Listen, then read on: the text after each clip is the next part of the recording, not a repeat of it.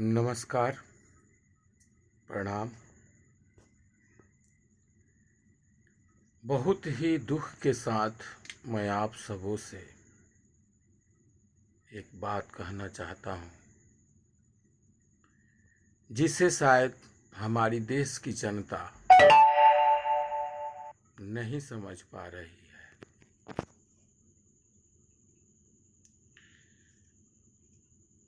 क्योंकि आने वाले समय में जो सबसे भयावह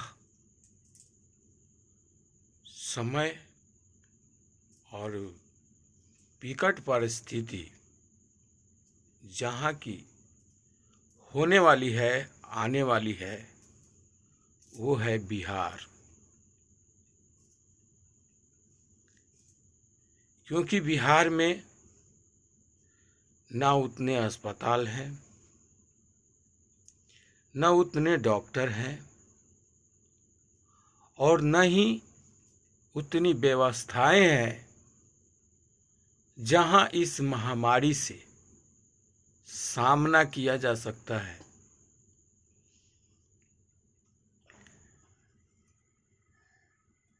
मैं आप सबों को बताना चाहूँगा कि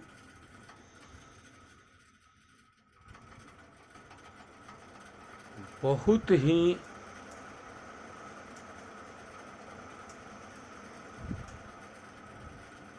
परिस्थिति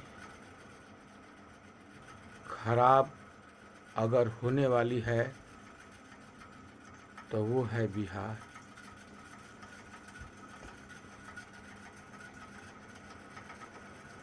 और इसका कारण जो भी प्रवासी मजदूर छुप के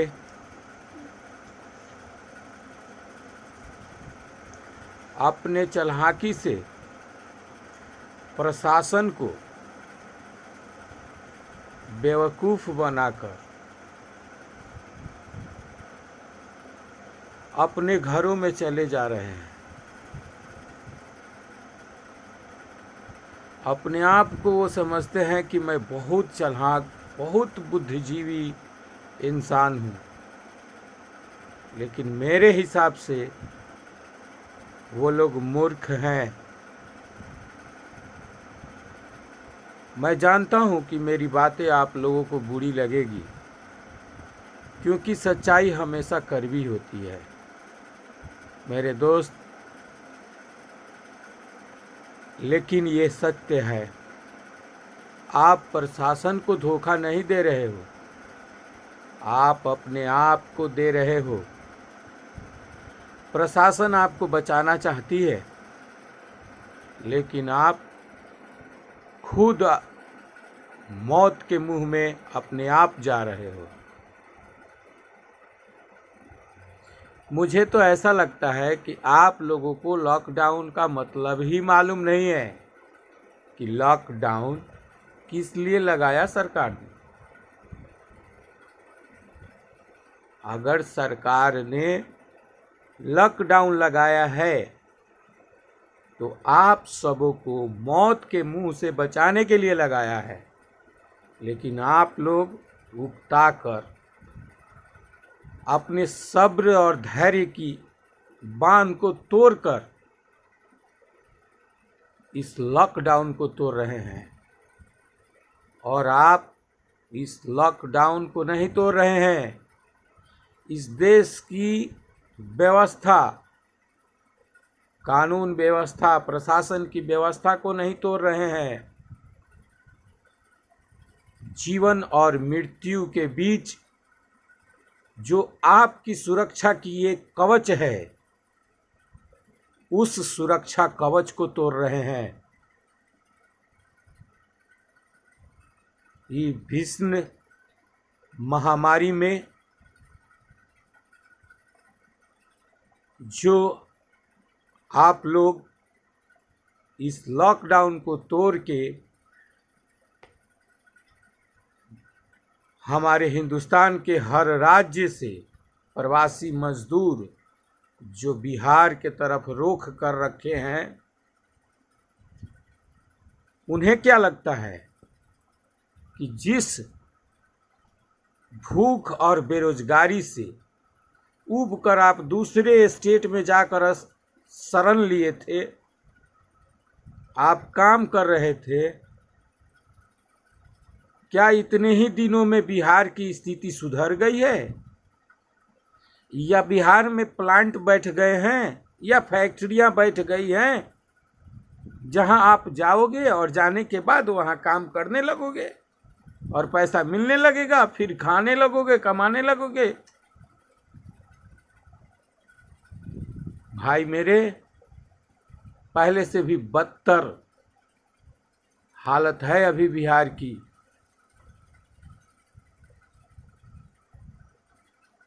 और जब हर स्टेट के लोग,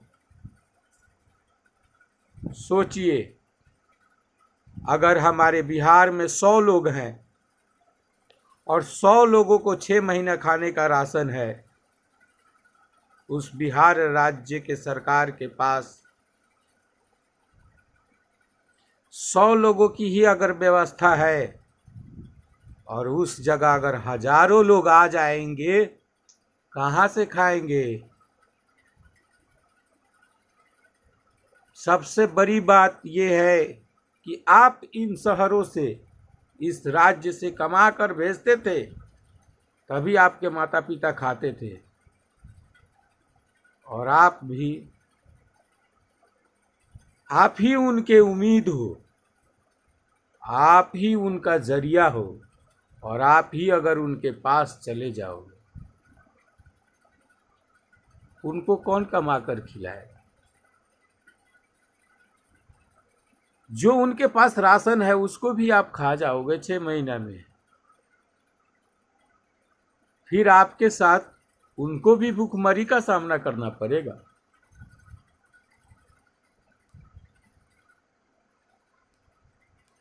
मैंने अपने फेसबुक पे सबसे पहले कमेंट्स किया था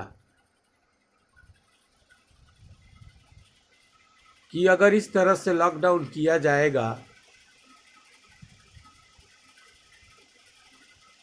तो महामारी से ज़्यादा लोग भूखमरी से मरने लगेंगे।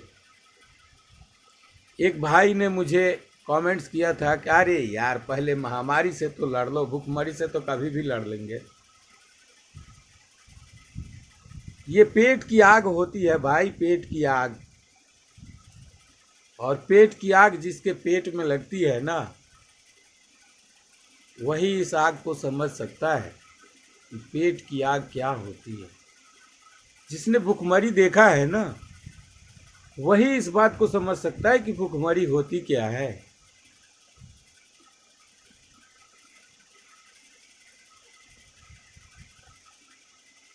मैं कोई पार्टी पर वक्ता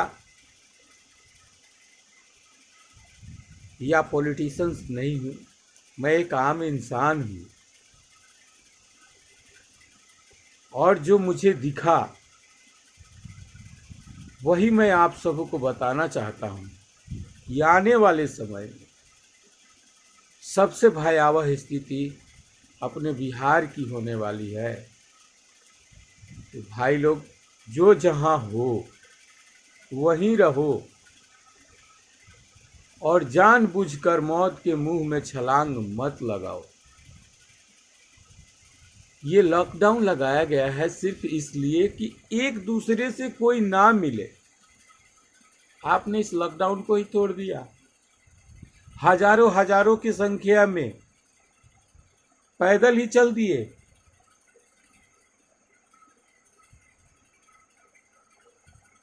कहाँ है आपकी सोच? कहाँ सोच रहे हैं आप? मौत अटल है भाई मेरे, वो तो एक दिन आनी ही है।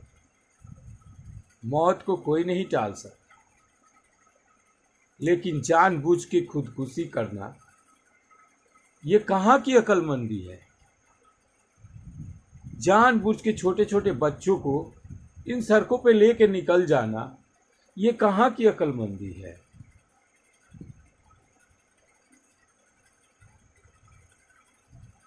आप लोगों को लगता होगा कि मुझे किसी पार्टी ने पैसे दे दिए होंगे, इस तरह के वीडियो बनाने के लिए। भाई मेरे, ऐसा नहीं है।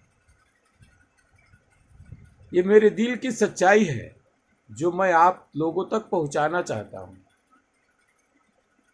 मात्र 20 दिन से 21 दिन का लॉकडाउन में ही इस महामारी को कंट्रोल में किया जा सकता था, अगर आप सभी लोग 21 दिन बर्दाश्त कर सकते थे। लेकिन आप लोग माने नहीं। अपने जिद, अपनी बेवकूफ़ी के आगे आपने सरकार द्वारा लगाए गए लॉकडाउन को तोड़ दिया, जो एक बहुत बड़ी सुरक्षा कवच थी। और इस सुरक्षा कवच का तोड़ने का नतीजा यह है कि ये बीमारी दिन प्रतिदिन ज्वार की तरह से, जिस तरह से समुद्र में ज्वार का पानी आता है, उस तरह से इसकी संख्या बढ़ते जा रही है।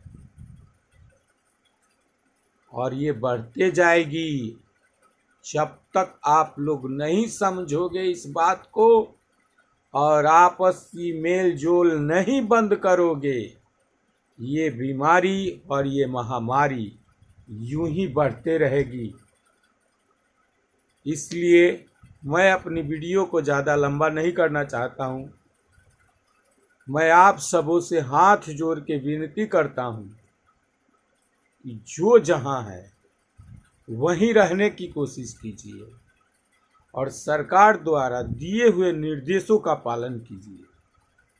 सोशल डिस्टेंस हमेशा बनाए रखें। सैनिटाइजर्स और मास्क का हमेशा यूज करें। सरकार द्वारा दिए गए निर्देशों का पालन करें। उसी में हमारी, आपकी और सबकी भलाई है। जय हिंद, जय भारत।